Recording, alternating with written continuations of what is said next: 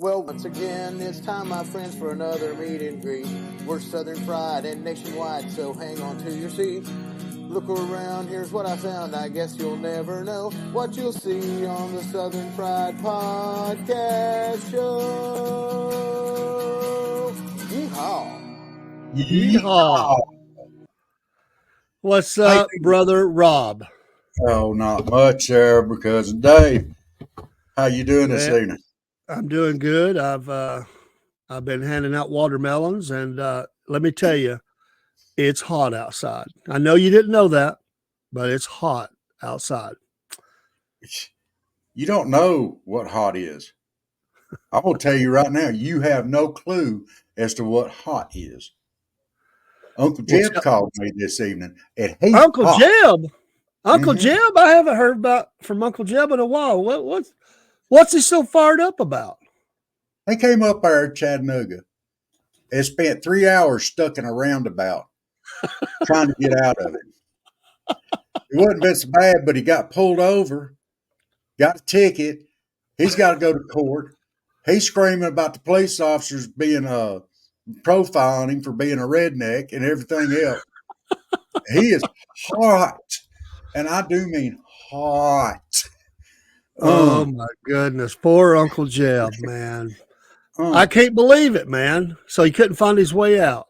No. He said he literally he spent about 2 hours trying to get out of this blooming roundabout. It said every time he tried to get out of it, somebody cut him off. Oh, he was hot.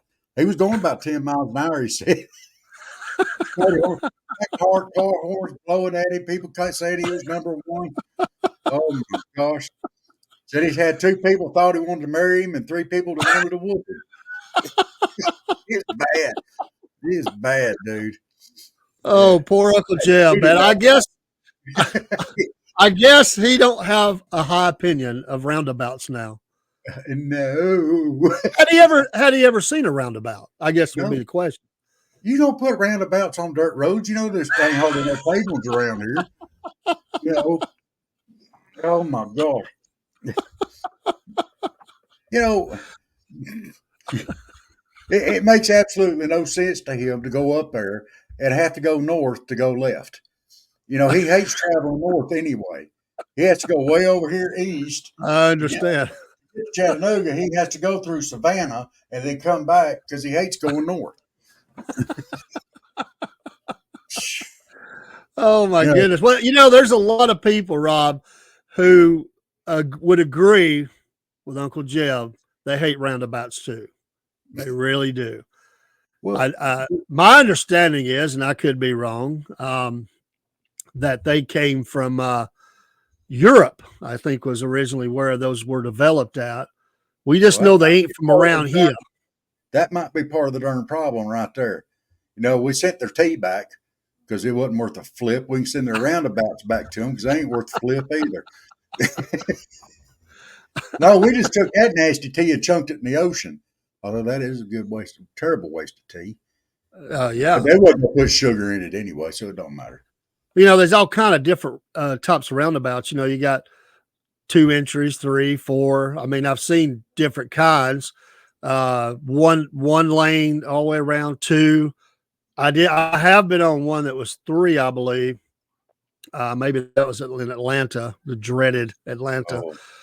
But I had these folks one time before I'd ever even heard about a roundabout. I'd never even heard of them. And some folks in my church, they went up north to, they weren't being tourists. I think they went up there to do some work. Like they were working and staying there for a couple of weeks while they made some money. Right. And, but while they were there, they decided to do, I guess, you know, I don't know what day it was on, but decided to do some sightseeing. And so, you know, you go down, you want to see those major landmarks around Boston. And they told me they got on a roundabout that was multiple lanes. Like, I mean, more than 4. I don't know if it was 6 or 7 or 8. It was big. And they were trapped right in the middle of the roundabout, like in the middle lane, whatever many there was. They was in the middle lane, and nobody would let them get over to get off the thing. They just got in and didn't kind of never seen one. So they got to going around. The problem was every time they went around, they had to pay a toll. So they'd done been through this thing 2 times. They were headed back for the 3rd time through to pay this like a $6 toll or something. They told me it was ridiculous. And the officers, an officer, a security or officer or something, had mercy on them and stopped traffic and let him go on. Said he was laughing so hard he couldn't hardly wave them on. I guess they were probably thinking, well, look at that old guy there. He don't know what he's doing. We're going to have to help him out. But they never seen one. They said everybody was being rude, wouldn't let them in. I was thinking when they told me that story, I was thinking, oh, I'd get in. I'd get over. If Uncle Jeb had got hung up in that, he'd be stuck in there for 3 months and be broke for the rest of his life for paying that toll. Or they'd have been the biggest game of bumper cars they had ever seen up there.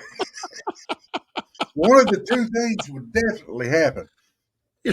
You know, you just said something. Maybe we got to run a rabbit here just for a second. We're going to continue talking about the roundabouts and maybe 4-way stops.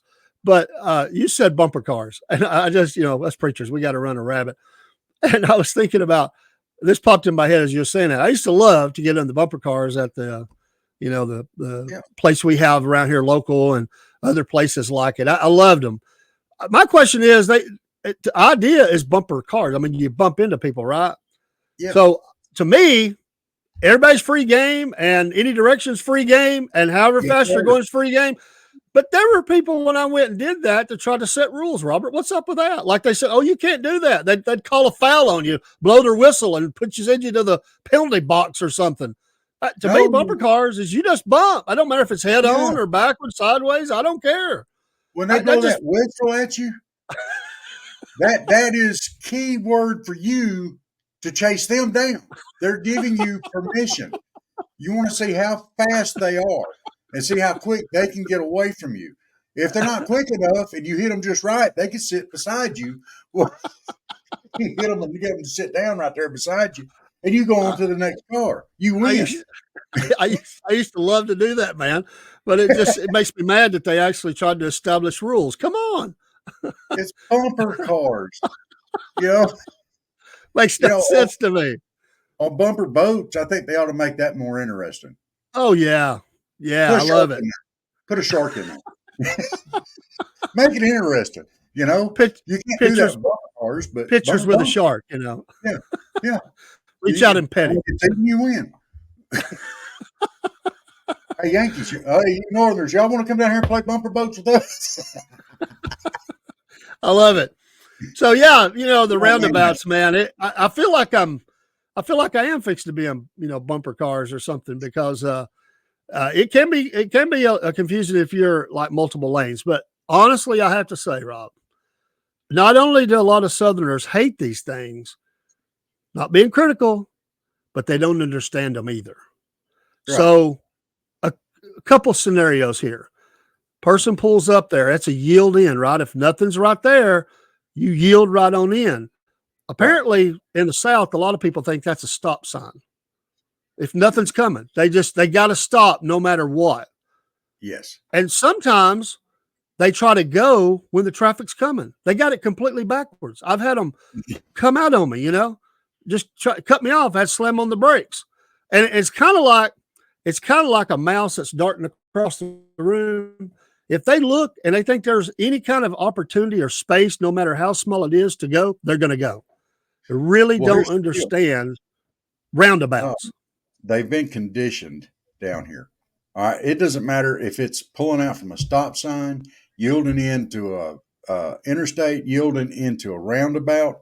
If they can get their back end of their car in front of your front bumper, to where if you hit them, you rear end them, and it's your fault automatically, they've got enough room to get in. Yeah, and there's no politeness anymore. It's all about, I get where I'm going. and then you're us normal people are out here like going, you should have left sooner. You're being crazy. You have lost your ever-loving mind, or in Uncle Jeb's case, shh, do it again. Yeah, Uncle Jeb, got to calm down there, brother. You're going to have to go back and calm him down before he goes to court or whatever, The heck you say? I ain't going nowhere near that old coot. No, sir. If anybody's going to calm him down, it's your turn. You say he's a little hot around the collar. Yeah, he broke up with his girlfriend over it. It's bad.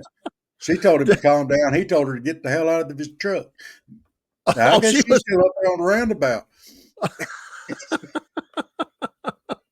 I mean, they were only going 10 miles an hour. It wasn't like she couldn't just step out. You know, I just wonder how long the cops sat there laughing at him while he was going around that roundabout at 10 miles an hour. And all the people blowing their horns and giving the finger, and all this bad stuff going on. I wonder how long he sat there and laughed. It had took me 30, 45 minutes of laughing before I could even got out and turn the lights on.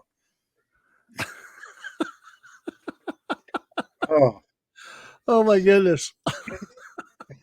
They was probably calling people in. Hey, you got to see this. There's probably a video somewhere, That's being passed around among the officers right now. Hey, check out this old guy. Look what I had today. Oh my gosh. I love him. How does Uncle Jeb feel about four-way stops? Oh, when I was learning how to drive, he explained four-way stops here in South Georgia to me. Okay. It is a rule. It doesn't matter who gets there first. But if there's more than one person there at the four-way stop, both people are obligated to wave the other person before anybody moves. You wave the other person through before you go. So you got two people sitting there. And you have to do this a minimum of 2 times each before you both try to go at the same time. And then you both stop and wave the other one on again. This whole process repeats itself until one of them can get the nose of their vehicle past the nose of the other vehicle. Then you can go. Yeah, we got a real problem with people that don't understand four-way stops either. I mean, the roundabout really blowed their mind, but four-way stops is a whole different problem. They can't get the idea of the person to the right that was there first and all this stuff. They just see other cars, sometimes when you're approaching a four-way stop and you realize it's going, if it's just one other car, you probably don't have too much problem. But it's when all 4 sides show up almost at the same time, but not quite. Yeah. You can kind of tell who's going to be the problem in the group. You do a quick scan. Good Lord help you. If you got 3 or 4 vehicles at a four-way stop sign down here, there won't be a gnat within 5 miles because everybody's going to be waving the other one on, and it's going to blow all the gnats off. It'll make that's the last tornado we had down here. It's caused a four-way stop sign, and there was 4 cars there waving somebody else on. And I have noticed, I know in the area I live, I have noticed that there's a police officer that sets up at the four-way stop. It's got to be a ticket gold mine. He meets his quota every week, I'll bet you, or every month, however long they track that, which they say they don't, but we know they do. I bet he meets his quota way early in the month, just sitting at four-way stops, watching people not stop, leaving at the wrong time, about crashing into people, whatever the case may be. I guarantee you it's a ticket gold mine. Well, ain't starved to death down here because we're going to wave the other person on. It don't matter. We'll sit there for half the day. Go on by. I ain't in that big of a hurry. Go on by. There's a little bit of, for some drivers, there's a little bit of anxiety that starts to build because they're afraid of the four-way stop. And Lord help if they come up on a three-way because four-way blows their mind, but three-way, they think, where's the other car? There's usually 4. Yeah. What's going on here? Blows their mind. So they're sitting there and they're getting anxious. You can almost see them going into some sort of a heavy breathing or something, sweat's coming down their face like they're jerking their head from side to side. They're trying to wave somebody on, and they start to go too. They get confused. Their foot goes on the gas while they're waving, and then the other person stops, and you've got this thing going on where they're about to hit each other. Then somebody gets mad, road rage, and somebody just lays her down, puts her down in low gear, and just throttles it and leaves, a black streak all the way through the four-way stop or three-way stop. Either that or they commit the most egregious of all Southern faux pas. they blow their horn. Oh yeah. Oh my goodness. Uncle Jeb was stopping one day. There was a dead possum on the side of the road. He wanted some possum jerky, and he thought it'd laid out there long enough, 2 or 3 days. Got good and firm. And he jumped out to grab it, and somebody pulled up behind him and blowed their horn at him. That possum went right up there on their windshield. Quick. He said it wasn't as dry as he thought it was either. But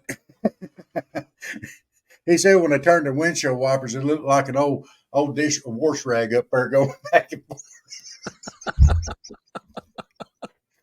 Yeah. Don't you love it when you're sitting at a stop sign or it could be a red, green light and it turns green and you don't go right away and some I'm going to be nice here. Some person behind you lays on the horn, hollers at you out the window, flips you off. But what they don't know is you have looked up and there is certain death coming your way. I have been at intersections where either the Holy Spirit said, don't go, or I just looked and I can see the smoke coming out of the stacks where the trucker or a dump truck has put her to the floor and they're not going to stop. And about the time they're laying on the horn and flipping you off and all this stuff and calling you mama names and all that, the big old truck goes flying by, 70 miles an hour. Yeah. And you just look up in the mirror and they put their head down, because if you had went, you would have died. And they're ashamed. Oh yeah. I've had that happen a few times, man. A few times. Look, I don't care if there's a certain death coming down the road or not. It takes a certain amount of time to move your foot from the brake to the gas pedal. Okay? It takes a certain amount of time. And if you're blowing a horn before I can move my foot from the brake to the gas pedal, I know you're trying to be nice and everything. I'm not. They a jackleg. And Well, I tell you what, they're lucky if they ain't sitting there a little bit longer while I'm pulling an Uncle Jeb and I'm getting out and having a discussion with them. I hate that. Oh my gosh. Give me a chance to move my foot before you start blowing the horn. It's got to be a Yankee driver. Southerners are way too. Well, it might be Uncle Jeb behind us. You never know. Yeah, we got to watch out. We do have Uncle Jeb. I mean, he might have something on his mind at the time. And but he might be thinking about his coon dog or something he's got to pick up the feed store or something like that. He might be a little slow moving that foot, and getting it in. Some people start blowing before the light ever even turns. It's like they anticipate. They're blowing the horn, but instantly before it changes. It's like, wait a minute, I ain't got a chance to go yet. And see, I'd be more inclined to be like, well, hell, throw it in park. I ain't got nowhere to be. Go around. Just ain't got no place to go. I got 2 speeds. If you don't like this one, you really not going to like the next one. Talking about being nice, if you're at one of those 4-way stops or 3-way or whatever, you can be too nice. Yeah. Because even if you want to let somebody go, there's always that one who is scared and they don't understand the instruction. And they just stare at you. And then you're thinking, if I try to go, they're going to pull out and hit me. And it's almost like a cat and mouse kind of thing. You're like, okay, let me just ease here. Usually when you do that, they'll jump out there and go. They really don't, but they might not be able to see good, or they just are scared or whatever, And some people, when they get scared, they get, a little shaky. And they want everybody to go, so they just feel like, okay, I get this, understand. Then you got those people that get road rage at a turn or a 4-way. How'd this happen? And if they're watching, I just want to say I love you. But I thought you got a little too excited. You didn't have to use that foul language. I was. They were getting ready to turn in, and I was trying to move over, and I was just looking to see what traffic was coming next. And I turned back around, and I'm getting ordered to go, and like I did something wrong. I didn't see them wave their hand at first. So if they're watching the podcast, just know Jesus loves you. I love you. Wasn't trying to have a bad interaction, but they were super mad at me. They're probably calling me a jackleg today. That guy don't know how to drive, but I was just trying to be nice. Get out of the way, let them turn in. I'll say this too, Rob. I see this a lot. Here's my statement, and I'll stand by it. Don't drive a vehicle if it's too big for you to handle. I see this a lot. They get the big old super deluxe XLT model truck, king size, 4-door, extended bed, you name it. And they don't know how to pull that thing into parking spaces or turn into roads or whatever. When they're going straight, it's fine, but they can't handle it. It's too much for them. And they just need to admit it. They can't handle driving a vehicle that big. They need to get them a little Ford Fiesta or Ford Focus or what's some of them other little cars, man, like a Vio. Is that one of them or something? The little smart cars, they call them. Yeah. Hey, those cars were made for people like that. Don't drive a vehicle that you can't handle. And I'll stand on that. I got something else I got to throw out there that annoys the snot out of me that I'm going to stand on. Do not get one of those great big pretty trucks like that and lower the back end. Just the back end where it looks like a dog scooting across the carpet, Don't do that. That is that. Oh, take that crap back up. I know. Oh, that is the dumbest thing I have ever. It really does. Next time you see one of them trucks jacked down in the back, see if it don't remind you of a dog trying to scoot himself across the carpet. Oh man! On the exhaust pipe. Come on. Well, what about them cars that turn the wheels out? They got them like this all the way around. Yeah, they turn them in like this. I hadn't even seen that. Well, it might be a North Georgia thing, right?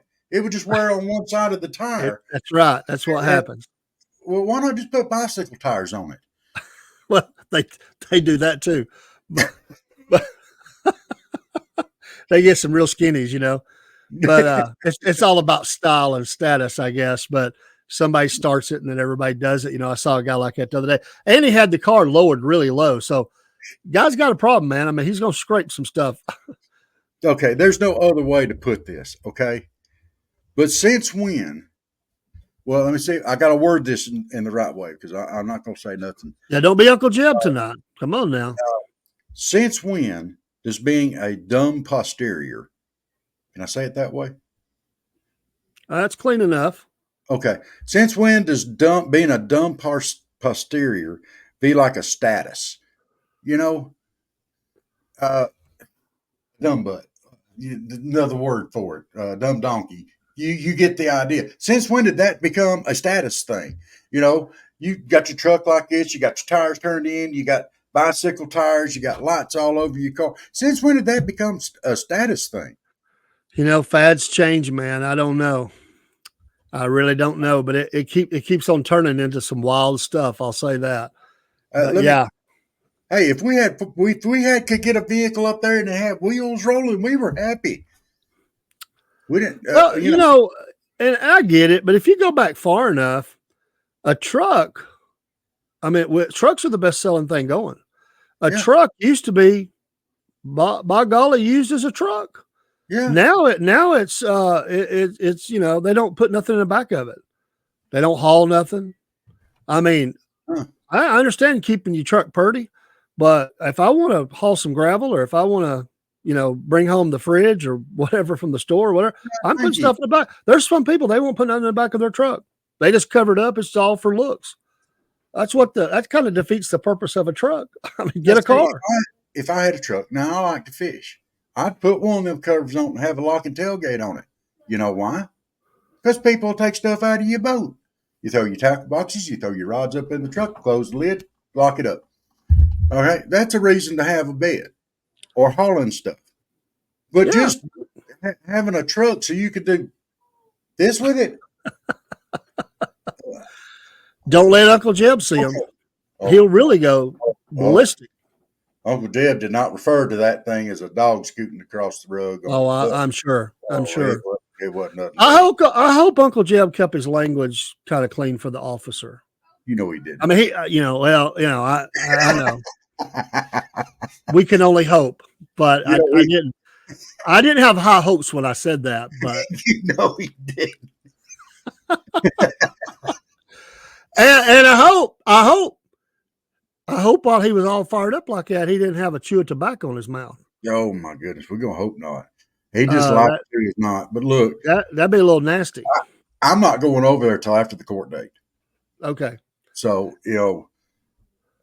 I hope he picked his girlfriend up off the roundabout before he left. And I hope everything's all right there. But I'm not getting involved in that. I'm telling you. You be sure and update us on the podcast here. It'll have to be on the phone call. We might have to put him on prayer time. I mean, for he needs prayer. I mean, that officer's probably gonna need prayer for laughing at him for so long, I'm sure. Hey, I will say this before we get off here. When talking about Uncle Jeb, he's a wiry guy now. He's strong. He's wiry. There was an old. I used to love to watch the cop shows. Where they put the film crew in there and run out on these real calls and stuff. Yeah, there was one here in Chattanooga years ago. I've only seen it twice. I love it's so funny. And there's this old guy. He's wiry, and he had too much to drink, and he had gotten into it with somebody else, and so they show up and wake him up, and they decide he's going to be under arrest. Well, this guy, they got him in the cuffs. It took them a minute. There's like 3 of them in the house, maybe 4, and they got him to the car. But when they tried to put this old boy in the back of the car, I never seen a guy use his legs more effectively. It took 10 minutes to get this guy in the car, man. I'm telling you, every officer that was there was trying to get this guy in the car. I give him a 10 for effort, man, even though that wasn't smart. Those guys thought he's a little old guy. We got him. He put on a show, but I saw that one. Well, Uncle Jeb don't need to do nothing like that. No, he don't. Now, this podcast is one of our Southern mannerisms, and this is for, I hope this has been educational for our Northern and non-Southern friends that are coming down here to the South and understand we don't understand roundabouts, and we got our own rules for 4-way stop signs. It don't matter who gets there first and right away. It's who waves the other one first. The other one then must go. And we don't respond to horns. Well, we do, but you might not like how we respond to it. Right. No horns at any time. No horn is to hurry your wife up when she's getting ready and you're running behind going somewhere and you're sitting in the car waiting. That's what the horn is for. And that better be used sparingly if you value your life. Just saying. That's right. Hey, Dave, I dare you to blow your horn for your wife the next chance you get.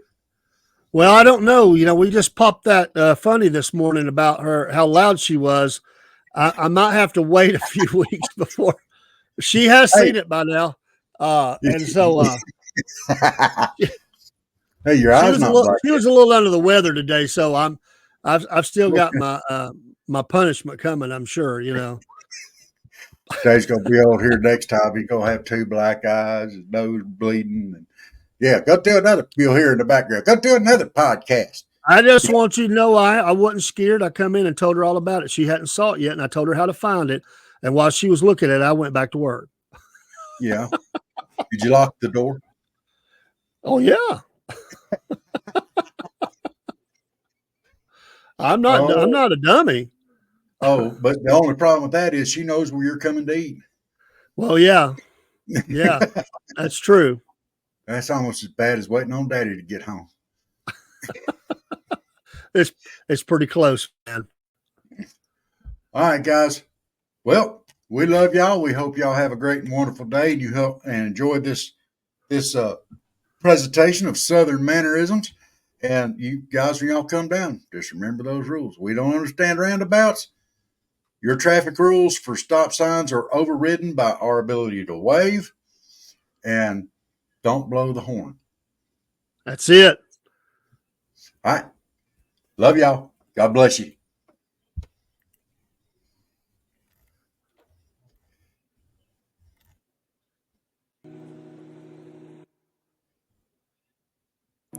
Well, once again, it's time, my friends, for another meet and greet. We're Southern Fried and nationwide, so hang on to your seat. Look around, here's what I found. I guess you'll never know what you'll see on the Southern Fried Podcast Show.